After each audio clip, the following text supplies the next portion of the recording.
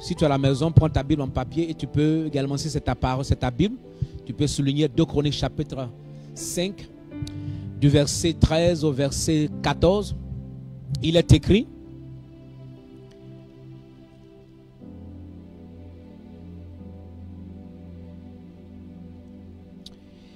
il est écrit, et lorsque ceux qui sonnaient des trompettes et ceux qui chantaient s'unissaient d'un même accord. Il faut souligner, s'unissaient d'un même accord. Dans d'autres versions, il était dit, lorsque ceux qui adoraient s'unissaient d'un même accord, souligne d'un même accord, pour célébrer et pour louer l'Éternel, et pour louer, du moins, l'Éternel fit retentir des trompettes, les cymbales et les autres instruments, et célébrait l'Éternel par ses paroles. Car il est bon, car sa miséricorde dure à toujours. En ce moment, la maison de l'Éternel fut remplie d'une nuée. La Bible dit, quand ils ont commencé à déclarer, car il est bon, car sa miséricorde dure à toujours, en ce moment, la maison de l'Éternel fut remplie d'une nuée.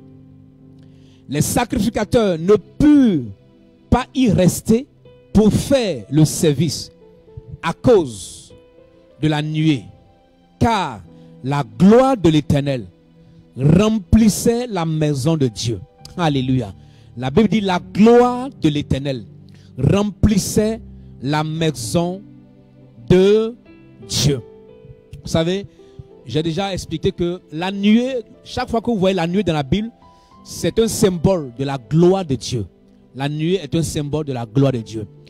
Et la Bible déclare au verset 14 que pendant ce temps-là, la gloire de l'Éternel remplissait la maison de Dieu. Alléluia. Il s'agissait de Salomon qui était en train de, n'est-ce pas, après avoir bâti le temple et après avoir consacré le temple, Salomon est en train de, n'est-ce pas, installer certaines choses telles que les trésors de la maison de Dieu que David avait réservé, et il a invité les sacrificateurs, les chantres, tout le monde. Lorsque la Bible déclare, le peuple a été convoqué et qu'ils ont commencé à chanter d'un accord, ils étaient unis. La Bible déclare qu'il y a eu une nuée qui s'est répandue et la gloire de Dieu est descendue. Alléluia. Et ce qui est intéressant, la Bible déclare que les sacrificateurs ne peuvent pas y rester pour faire le service. Ça veut dire que la gloire de Dieu a pris le contrôle. Mon thème ce soir, c'est une atmosphère de gloire. Dis après moi, atmosphère de gloire. Quelqu'un peut dire, Seigneur, accorde-moi une atmosphère de gloire.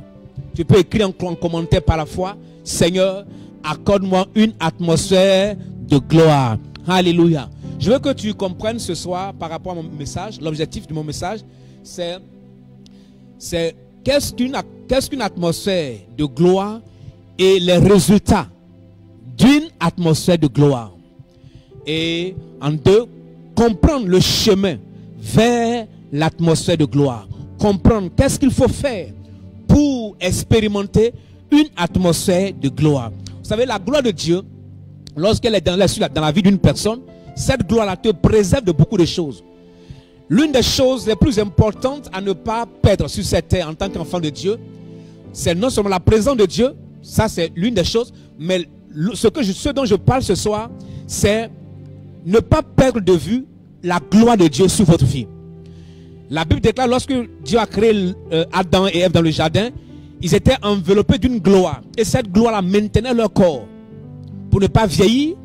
Cette gloire-là empêchait la maladie. C'est pourquoi le livre de Romains nous dit que tous sont péchés et sont privés de la gloire de Dieu. Lorsque la gloire de Dieu quitte une personne, la personne devient vulnérable. Mais la gloire de Dieu est une atmosphère. Et tout à l'heure, je vais t'expliquer ce que cette atmosphère de gloire-là produit dans la vie d'une personne. Alléluia. Amen. L'atmosphère de gloire, par exemple, c'est une situation où la gloire de Dieu prend le dessus, n'est-ce pas, sur une personne. La gloire de Dieu prend le contrôle d'une situation. C'est une situation, par exemple, d'invasion. J'appelle ça invasion massive. Invasion massive. Quelqu'un peut écrire invasion massive.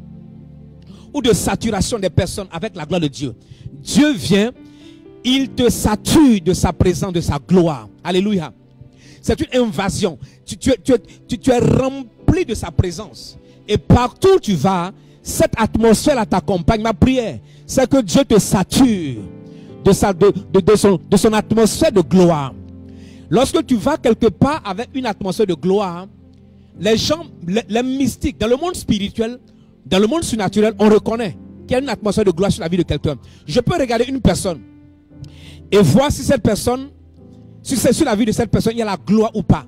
Vous savez, le fait, n'est-ce pas, de mettre des vêtements, des bijoux, du maquillage, toutes ces choses, c'est pas mal. Mais ces choses-là ne remplacent pas la gloire de Dieu. Lorsque la gloire de Dieu est dans la vie d'une personne, la personne n'a pas besoin de faire du bling-bling. Du bling-bling. Tu n'as pas besoin de mettre des choses assez brillantes sur toi. Même, tu es simple, mais on sent que la gloire de Dieu est sur ta vie. Tu t'habilles de façon simple, mais les gens remarquent. Vous savez, ceux qui essaient de se faire remarquer en passant quelque part, ne connaissent pas ce qu'on appelle la gloire de Dieu. La gloire de Dieu, tu n'as pas besoin de forcer. Dieu lui-même te sature de sa gloire. Et partout où tu es en train de partir, les gens remarquent cette gloire. Alléluia. Et cette gloire aussi préserve, elle protège. Chaque personne sur qui Dieu dépose sa gloire, Dieu se rassure qu'il va préserver cette personne. Ma prière, c'est que Dieu t'inonde de sa gloire et qu'il te préserve de toute pandémie au nom de Jésus. Dis-moi amen. Qu'il y ait une invasion de gloire, une invasion massive de gloire dans cette église Centre Cana au nom de Jésus. Que chaque membre de cette église soit saturé de gloire surnaturelle, d'une atmosphère de gloire. Première des choses, je vais vous parler des résultats de l'atmosphère de gloire. Premier résultat, lorsqu'il y a une atmosphère de gloire, il y a ce qu'on appelle un changement radical de climat et d'ambiance, ou d'ambiance. Changement radical de climat ou d'ambiance. Lorsque la gloire de Dieu arrive, ou une atmosphère de gloire arrive dans une maison, une atmosphère de gloire arrive dans la vie d'une personne, quelque chose se passe. L'atmosphère ou le climat change. Le climat change. Alléluia. Et lorsque Dieu change le climat d'une maison, Dieu change le climat d'une entreprise, Dieu change le climat, n'est-ce pas, de cette personne. Ma prière, c'est que Dieu change ton climat au nom de Jésus. Lorsque Dieu enveloppe une personne, la vie d'une personne, cette atmosphère de gloire-là change votre tristesse en joie. Alléluia. Que Dieu change le climat de tristesse en joie au nom de Jésus. Que Dieu change le climat de ton entreprise à cause de l'atmosphère de gloire. Que Dieu change le climat de ton foyer à cause de l'atmosphère de gloire. Que Dieu change, alléluia, l'ambiance autour de toi. Lorsque l'atmosphère de gloire arrive, cette atmosphère-là change le malheur en bonheur. Dis-moi amen. Cette atmosphère de gloire-là change votre maladie en santé divine. Dis, je reçois la santé divine à cause de l'atmosphère de gloire. Amen. Cette atmosphère-là change votre manque en abondance. Que le manque dans ta vie soit changé en abondance à cause de l'atmosphère de gloire. Dis, je reçois. Amen. Deuxième résultat, par rapport à l'atmosphère de gloire, il y a des nuages de gloire pour une pluie de gloire. Dieu fait venir des nuages de gloire. Lorsque les nuages de gloire arrivent, Dieu fait descendre ce qu'on appelle la pluie de gloire. Cette atmosphère crée des nuages surnaturels pour vous donner une pluie surnaturelle. Cette pluie dont je parle, c'est la pluie d'une bénédiction surnaturelle. Lorsque les gens expérimentent la sécheresse, expérimentent les difficultés, du fait que vous soyez couronné ou enveloppé d'une atmosphère de gloire, cela provoque des nuages de gloire suspendus sur votre vie. Et ces nuages de gloire-là font descendre la pluie de bénédiction. Si une personne est enveloppée ou est couverte de nuages de gloire, partout où tu vas, la bénédiction du Seigneur t'accompagne. La gloire de Dieu te suit. Et donc, lorsque tu vas dans une maison, la gloire de Dieu est avec toi dans cette maison. Partout où tu es, aussi longtemps que tu es couvert par cette atmosphère ou ce nuage de gloire-là, ce nuage de gloire-là produit une pluie de gloire, une pluie de bénédiction.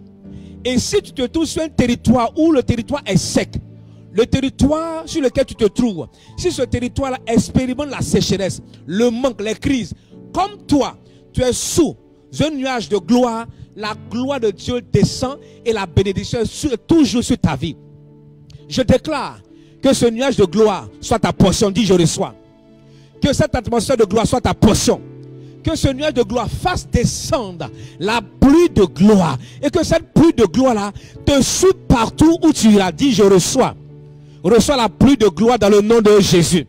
Amen. Vous savez, quand il y a des nuages de gloire, c'est comme une nuée autour d'une personne. La Bible déclare qu'Israël, quand Israël est sorti de... La Bible dit quand Israël est sorti de l'Égypte, la Bible nous dit quoi? Que en plein jour, alors que dans le désert, en journée, le désert il fait très chaud. Et personne ne peut supporter la chaleur du désert. Mais la Bible nous dit, dans le désert, là, la nuée, Dieu les couvrait de sa gloire qui était une nuée. Et cette nuée-là était capable, n'est-ce pas, d'amortir, n'est-ce pas, la chaleur. Et Israël était sous une atmosphère climatisée à cause de la gloire de Dieu. Ah, dis je reçois. Et la Bible dit, la nuit, là, le feu également qui était la gloire de Dieu les conduisait. Et donc, lorsque la gloire de Dieu est dans la vie d'une personne, là, comme un nuage, ta vie ne dépend pas du territoire. Ce que tu reçois ne dépend pas d'un pays. Ce que tu es capable d'expérimenter en termes de bénédiction, en termes de finances, en termes, n'est-ce pas, de production d'entreprise, en termes de résultats liés à ton commerce, ne dépend pas du territoire, mais dépend du nuage, n'est-ce pas, qui va produire la pluie de bénédiction. Dis, je reçois la pluie de bénédiction liée à l'atmosphère de gloire. Amen. Je proclame par la foi maintenant.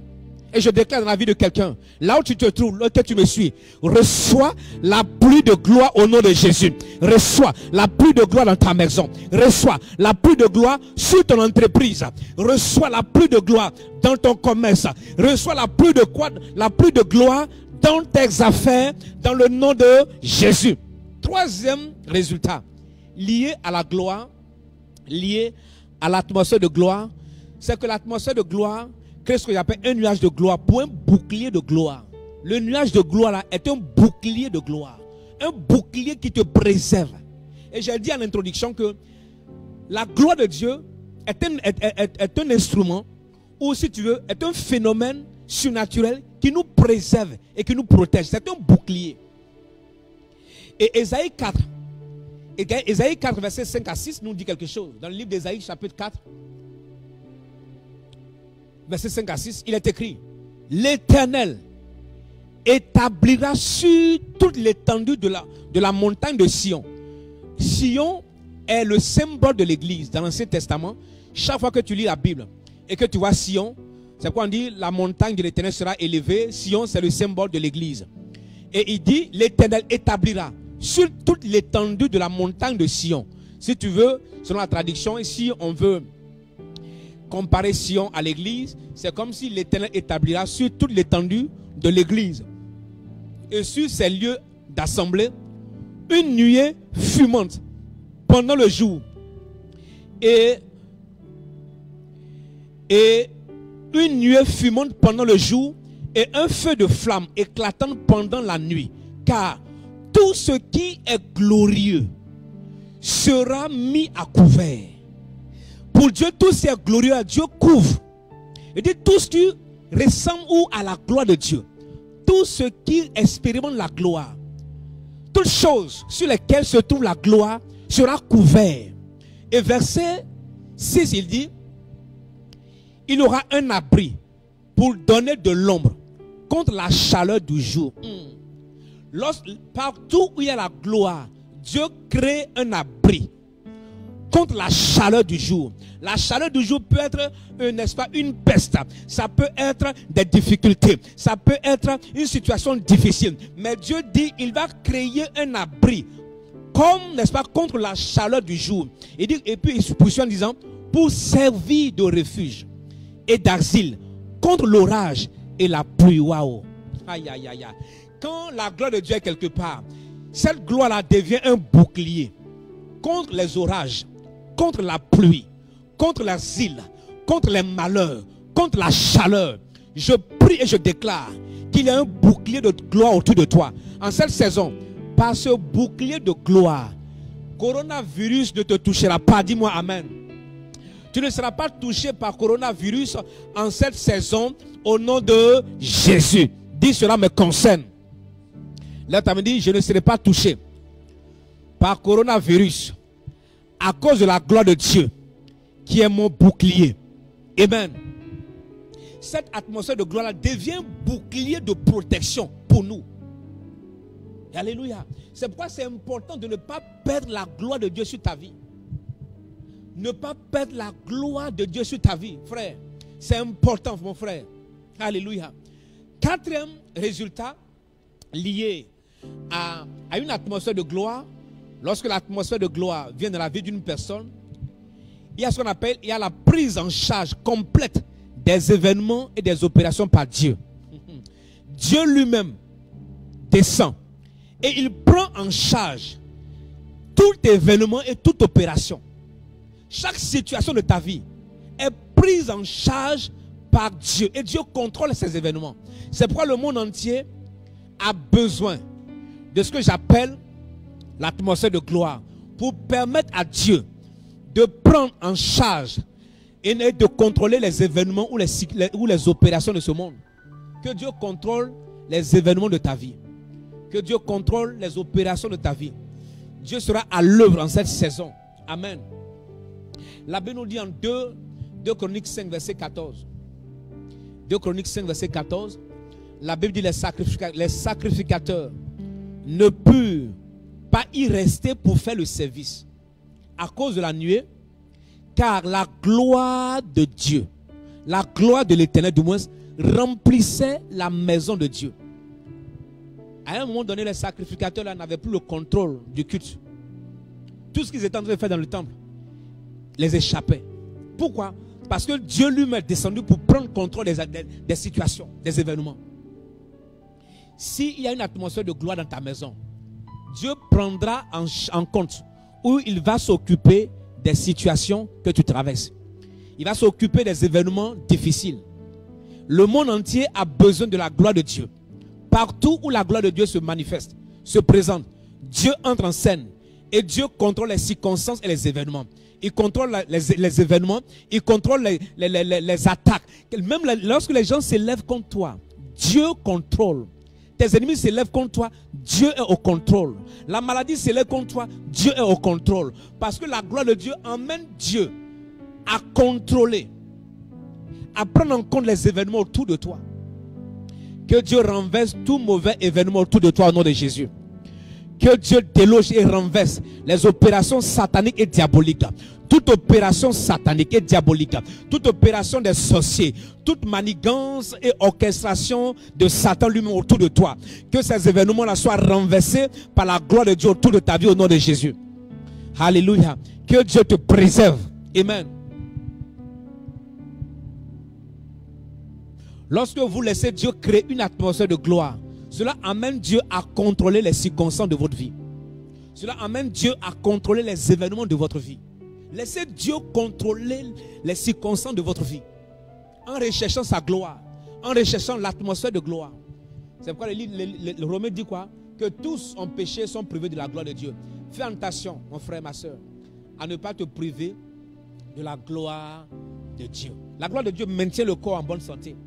La gloire de Dieu là détruit les maladies en toi. Lorsque la gloire de Dieu sur ta vie, aucun démon ne peut te surprendre. Dis-moi amen. Aucun démon ne peut te surprendre. Si la gloire de Dieu est dans ta vie, aucun sorcier ne peut te surprendre. Aucun mystique ne peut te surprendre. Même Satan lui-même ne peut pas te surprendre à cause de la gloire de Dieu. C'est pourquoi la Bible déclare que là où il y a la gloire de Dieu, Dieu préserve. Dieu le couvre. Cinquième résultat lié à la gloire de Dieu, cette gloire-là produit la transformation complète et le changement de l'identité. Dis simplement transformation complète. Changement d'identité. Là, ta main doit dire, Seigneur, transforme mon identité et change cette identité. Lorsque la gloire de Dieu arrive dans ta vie, elle crée une transformation complète de ton être, de ta vie, et change ton identité. Alléluia. Luc chapitre 9. Lisons Luc chapitre 9. Prenez le cas de Jésus. Luc chapitre 9, le verset 29. Luc chapitre 9, du verset 29, verset 35. Il est écrit, pendant qu'il priait, l'aspect de son visage changea et son vêtement devint d'une éclatante blancheur. On parle de Jésus qui était parti prier avec Jean, Pierre et Jacques sur la montagne.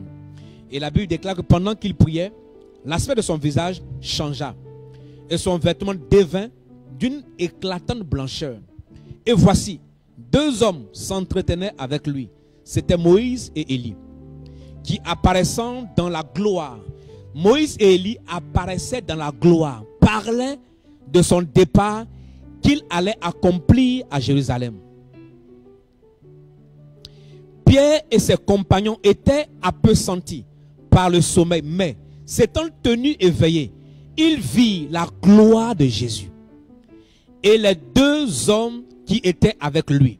Alléluia. Au moment où ces hommes se séparaient de Jésus, Pierre lui dit, Maître, il est bon que nous soyons ici. Dressons trois tentes.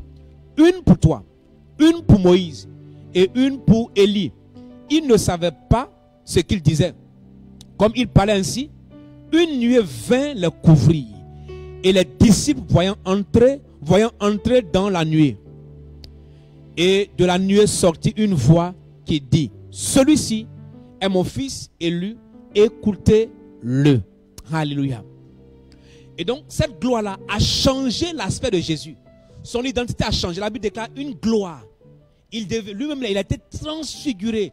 La Bible, la théologie appelle la transfiguration. Il a été changé, transformé.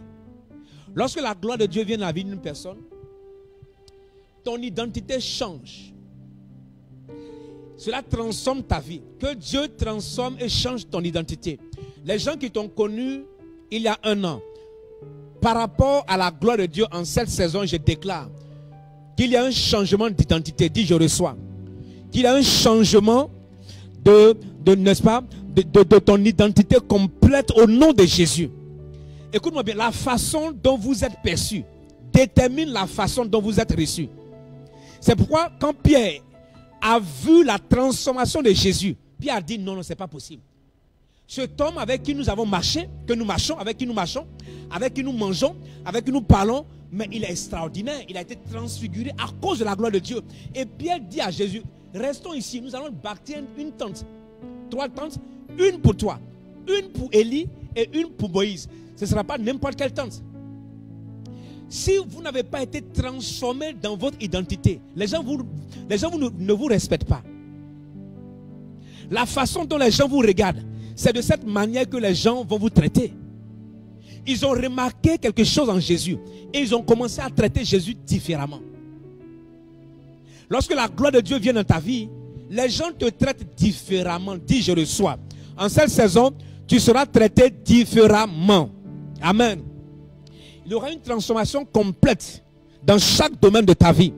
Vous savez, parfois, quand on a marché avec des gens dans notre jeunesse, ou avant, selon l'expression qu'on appelle avant-avant, quand ils t'ont vu dans ton avant, ou tu grattais, on appelle ça gratter, c'est-à-dire quand tu marches, hein, on appelle ça, tu marches, tu grattes, ou même tes chaussures, les chaussures deviennent, en fait, tu n'es pas bancal de pied, mais les chaussures te rendent bancal. Et tellement que les semelles ont été bouffées parce que tu grattais, tu marches. Parfois, tu portes les chaussures même qui parlent en langue. Quand les gens te regardent, mais quand ils te voient, ils disent, mais ça, c'est quel gars? Parce que les chaussures, ça se décolle. En fait, tu colles, ça se décolle. C'est-à-dire que la chaussure est dépassée par le col. Et donc, quand tu viens, les gens te reçoivent en fonction de la manière dont ils te perçoivent. Mais le jour où la gloire de Dieu descend sur ta vie, lorsque ces personnes te regardent, la manière dont ils conçoivent, la manière dont ils t'ont connu avant, quand ils te regardent, ils ne peuvent même plus parler de la même manière. Leur langage change, leur comportement change, la manière de te traiter change. Ma prière, c'est que Dieu le fasse au nom de Jésus.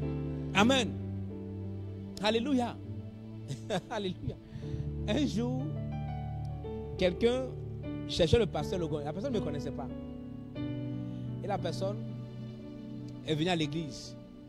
Et la personne dit, je cherche le pasteur Logan. Je suis sorti de mon bureau. Il dit, vous cherchez le pasteur Logan, vous avez rendez-vous avec lui? Il dit, non, mais je voulais le voir, on m'a parlé de lui, je voulais prendre un rendez-vous, parler avec lui. Il dit, mais c'est moi le pasteur Logan. Et puis il a écarquillé ses yeux comme ça. Il dit, c'est vous le pasteur Logan? Il dit, oui. Il dit, mais j'imaginais pas que c'était vous. Il s'attendait à quelqu'un d'autre. Quand il est rentré, c'est une dame, j'ai prié, quand elle est à Vepozo, elle n'est même pas membre de l'église, j'ai prié pour elle. Et puis elle a dit, pasteur, je viens te voir lundi. Lundi, elle est venue. Quand elle était venue, j'ai vu que la dame là voulait me faire offrande. Mais elle n'a pas sorti son offrande. Quand elle est rentrée dans mon bureau là, elle n'a pas sorti son offrande. La main de elle a parlé, elle voulait faire une sémence par rapport à une activité. Elle est repartie.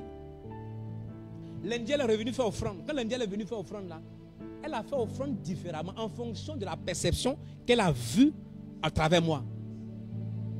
Est-ce que tu me saisis? C'est la manière dont les gens te regardent ou te perçoivent. C'est de cette manière que ces personnes te reçoivent. La manière, n'est-ce pas, dont les gens te regardent, c'est de cette manière que les gens te traitent. Mais il faut la gloire de Dieu pour changer ton identité. Il faut la gloire de Dieu pour changer radicalement, n'est-ce pas, chaque aspect de ta vie. Ma prière, c'est que cette gloire-là change ton identité. Alléluia. Que Dieu change ton nom en cette saison. Dis, je reçois. Reçois un changement de nom. Reçois la transfiguration. Reçois la transformation complète liée à la gloire de Dieu au nom de Jésus. Amen.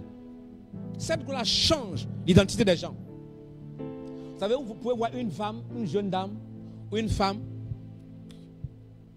sur la vie duquel se trouve la gloire de Dieu. Et une autre femme, il n'y a pas la gloire de Dieu. Tu peux remarquer. Les personnes sur qui il n'y a pas de gloire là, les personnes forcent. Elles forcent. On sent qu'elles forcent. Mais un chrétien qui est enveloppé de la gloire de Dieu, il est simple. Il est simple. En passant, on voit la gloire de Dieu. Ce n'est pas lié à l'argent. La gloire de Dieu n'est pas liée au matériel. La gloire de Dieu n'est pas liée à tout ce que tu peux avoir. La gloire de Dieu est liée à Dieu lui-même, le poids de Dieu sur ta vie. La gloire, c'est kabod. Kabod veut dire aussi le poids, la dimension du poids. Or, la gloire de Dieu est dans la vie de chaque personne en fonction de la révélation, en fonction de ton intimité, en fonction de ton rapprochement avec Dieu. Et plus ce poids de sa présence est important, plus sa gloire devient importante dans ta vie. Et cela change ton identité. Quand les gens te regardent, les gens te respectent, ils te traitent mieux. Cette saison, les gens vont mieux te traiter. Dis, je reçois. Amen. Cinquième et dernier point par rapport à la gloire de Dieu, le résultat de la gloire, il y a ce qu'on appelle la validation et l'approbation divine sur votre destinée. Lorsque Dieu vous couvre d'une atmosphère de gloire, Dieu est en train de dire, je vous approuve, je valide votre destinée. Quand Dieu valide la destinée d'une personne, personne d'autre, aucun démon, aucun système ne peut rejeter votre destinée. Aucun homme ne peut rejeter votre dossier. Lorsque Dieu valide votre destinée, il valide votre prospérité. Lorsque Dieu valide votre santé, qui est ce démon qui soit capable de contester, n'est-ce pas, votre santé, de vous infliger la maladie? Aucun démon ne peut vous infliger la maladie. Pourquoi? Parce que Dieu a validé. La gloire de Dieu, c'est un signe que vous avez la validation de Dieu sur votre destinée. C'est un signe que vous avez l'approbation de Dieu. Lorsqu'on a lu tout à l'heure Luc chapitre 9, verset 35, la Bible nous dit quoi? Verset 35, il dit quoi? Et la nuée, sortit, et de la nuée, qui est de la gloire de Dieu, sortit une voix qui dit, celui-ci est mon fils élu, écoutez-le. Chaque fois que la gloire de Dieu est dans votre vie, est sur votre vie du moins, Dieu est en train de dire à la nature, en train de dire aux démons, en train de dire à Satan lui-même, Et Dieu est en train de dire aux hommes que cet homme-là, cette femme-là, j'ai validé sa destinée.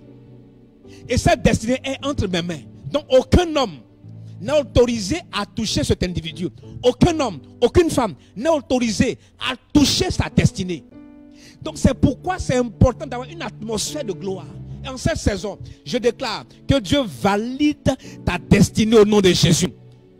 Que l'atmosphère de gloire valide ton entreprise, valide tes affaires, valide ton mariage, valide ta santé dans le nom de Jésus. Quand Dieu t'a soutenu, aucun diable ne peut te rejeter. Quand Dieu a validé ta destinée, ou ta santé, ou ta portion, ou toute autre chose, personne ne peut s'opposer ou invalider. Personne. Personne. C'est pourquoi, enfant de Dieu, en cette saison, prie qu'il y ait une atmosphère de gloire autour de ta maison. Une atmosphère de gloire autour de ton entreprise. Alléluia. Que cela soit ta portion au nom de Jésus. Que Dieu valide ta destinée. Que Dieu valide ton entreprise. Que Dieu valide tes projets. Que Dieu valide, n'est-ce pas, tout ce que tu vas entreprendre par sa gloire et par une atmosphère au nom de Jésus. Quelqu'un dit Amen. Quelqu'un dit je reçois. À partir de ce soir, qu'il y ait une validation, qu'il y ait un cachet d'approbation sur ta maison, qu'il y ait un cachet d'approbation de Dieu sur la destinée de tes enfants, qu'il y ait une approbation, un cachet d'approbation de Dieu sur tes projets dans le nom de Jésus. Personne n'est autorisé à contester ta destinée. Personne n'est autorisé à contester ton marché, à contester ton entreprise, à contester tes affaires. Personne n'est autorisé à contester ton emploi. Personne n'est autorisé à contester ta promotion à cause de la gloire de Dieu. Amen. Nous allons voir juste rapidement 2 points. Les secrets pour expérimenter l'atmosphère de gloire. Premier point, pour expérimenter l'atmosphère de gloire, l'adoration pure, remplie d'amour. L'adoration pure est une adoration remplie d'amour. Une adoration pure et remplie aussi d'amour. 2 Chroniques chapitre 5 verset 13. Si vous voulez expérimenter une atmosphère de gloire, il faut que vous ayez une adoration pure et que cette adoration soit remplie d'amour.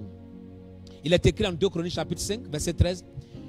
Et lorsque ceux qui sonnaient des trompettes et ceux qui chantaient, la Bible dit ceux qui sonnaient des trompettes 1, ceux qui chantaient 2, s'unissant d'un même accord, simplement d'un même accord, pour célébrer et pour louer l'Éternel, fit retentir des trompettes, les cymbales et les autres instruments, et célébrait l'Éternel par ses paroles, car il est bon, car sa miséricorde dure à toujours. En ce moment, la maison de l'Éternel fut remplie d'une nuée et de gloire. Vous savez, la Bible déclare que ces personnes se sont unies d'un même accord. On ne peut pas servir Dieu en désaccord. Vous ne pouvez pas adorer Dieu dans la haine, avec l'amertume et avec le manque de pardon et espérer recevoir l'atmosphère de gloire. Ce n'est pas possible. Vous ne pouvez pas venir à l'église et ne pas être rempli d'amour en adorant. Une personne qui adore de façon pure et sincère doit adorer avec amour, avec compassion, avec pardon. Dieu ne remplit pas une personne de gloire si cette personne n'a pas d'amour. Tu ne peux pas venir à l'église et puis ne pas aimer. Dis Seigneur, aide-moi. Tu ne peux pas venir à l'église et ne pas en vouloir aux gens. Tu es à l'église, mais tu en veux toujours aux gens. Pourquoi ils sont comme ça? Ils sont mauvais. Et puis tu n'aimes pas. Et tu critiques. Tu n'aimes pas. On te dit on veut faire telle chose. Toi, tu te mets toujours à l'écart. Ici, la Bible déclare que les gens étaient ensemble. Même Jésus, il était avec Élie et Moïse et la gloire est descendue. Tu ne peux pas être isolé. Marcher en singleton et expérimenter, recevoir la gloire de Dieu sans accord, sans être uni de cœur. Ton adoration doit être sincère, pure et aussi remplie d'amour. L'amour veut dire avoir compassion des autres. Apprendre à pardonner, apprendre à aimer. De toutes les manières, il y aura des gens qui seront mauvais. Le diable fera toujours venir des personnes pour te créer l'amertume. Mais c'est ta réaction face à l'amertume qui est plus importante. Si quelqu'un ne t'aime pas, mon frère, avance dans la vie. Quelqu'un ne te veut pas, avance dans la vie. Quelqu'un t'a fait du tort, pardonne et avance. La vie est courte. La vie est courte. Au ciel, le ciel est rempli d'amour. Jésus même, c'est par amour qu'il s'est donné pour nous. Et donc, le premier secret pour recevoir la gloire de Dieu, c'est que tu dois marcher avec amour. Adorer Dieu dans l'amour. Être rempli, n'est-ce pas, d'amour pour le Seigneur. Une adoration pure. Si vous n'avez pas d'amour, vous ne pouvez pas attirer une atmosphère de gloire autour de vous. Lisons un texte, 1 Corinthiens 13. Lisons 1 Corinthiens 13, à partir du verset 1. 1 Corinthiens 13, à partir du verset 1. La Bible déclare que quand je parlerai les langues des hommes et des anges, si je n'ai pas la charité, je suis un airain qui résonne et une cymbale qui retentit. Ici, la d'autres version dit si je n'ai pas l'amour. Il dit, et quand j'aurai les dons de prophétie, la science de tous les mystères et de toutes les compassions, quand j'aurai même toute la loi jusqu'à transporter les montagnes, si je n'ai pas l'amour, je ne suis rien. Vous savez, dans l'église, les gens parlent en langue. Mais les mêmes femmes là, quand elles sortent là, façon elles critiquent, façon elles insultent. Parfois, on fait prier pour tuer quelqu'un. Comment tu peux aller à l'église? Tu parles en langue et tu fais prier pour tuer quelqu'un. Tu es démon. Tu es sadique. Tu n'as pas l'amour. Dans cette période-là, l'église doit manifester l'amour envers le monde. L'église doit prier. C'est quand on a l'amour qu'on prie pour les autres. On doit intercéder pour même les païens. On doit intercéder, réclamer la bonté et la grâce de Dieu dans ce monde, du moins, dans cette nation. Et la Bible déclare que quand j'aurai les dons de prophétie, la science de tous les mystères et de toute la connaissance, quand j'aurai même toute la foi jusqu'à transporter les montagnes, et si je n'ai pas l'amour, je ne suis rien. Verset 3, il dit, quand je distribuerai tous mes biens pour la nourriture des pauvres, quand je livrerai même mon corps pour être brûlé, si je n'ai pas l'amour, cela ne me sert à rien. Verset 4, l'amour est patient. Dis après moi, l'amour est patient. L'amour est patient. C'est pourquoi dans l'église, il faut être patient. L'amour là, c'est patient. Quelqu'un tombe, il se relève. Sois patient. Il faut être patient. Un frère a fait telle chose, ça n'a pas marché, il faut être patient. Il y a des gens qui ne sont pas patients. Sois patient. Écoute-moi bien. Si tu es patient envers les gens, tu vas découvrir que les personnes ont assez de qualité demain. Et le meilleur potentiel là va sortir d'eux. Si tu es assez patient par rapport à ces personnes, sois patient. Sois patient. Il ne faut pas dire, quelqu'un vient de, mon frère, j'ai péché hier. Bon, ok, il ne faut plus faire. J'ai péché encore. Toi, toujours, c'est là, tu fais la même chose. Sois patient. Dis à quelqu'un, sois patient. Dieu parle. La Bible déclare 7 fois le juste tombe, 7 fois Dieu le relève. Maintenant, je te pose la question. La Bible dit 7 fois le juste tombe, 7 fois Dieu le relève. Est-ce que quand il est relevé là, est-ce que son identité de juste a changé? Quand il est tombé et quand il se relève là, est-ce que son identité de juste a changé? Non. La Bible dit 7 fois le juste tombe, 7 fois il se relève. Quand il se relève là, c'est la même personne. Donc sois patient. La Bible déclare que l'amour est bon. L'amour n'est pas, donne-moi la meilleure version. L'amour n'est pas envieux. Ou la charité n'est pas envieuse. L'amour n'est pas envieux. L'amour ne s'enfle point d'orgueil. L'amour ne s'enfle point d'orgueil. Quand on a l'amour envers les autres, on n'est pas orgueilleux. On ne rentre pas dans une salle où on ne reçoit pas les gens avec orgueil. Oh, vous là, c'est quoi? Asseyez-vous ici là. Toi, tu es qui? Même dans l'église, les gens sont tellement imbus de leur propre personne. Les personnes orgueilleuses. Des serviteurs de Dieu orgueilleux qui se croient pour des super hommes. Super hommes. Les archibishops. archevêque, apôtre des nations.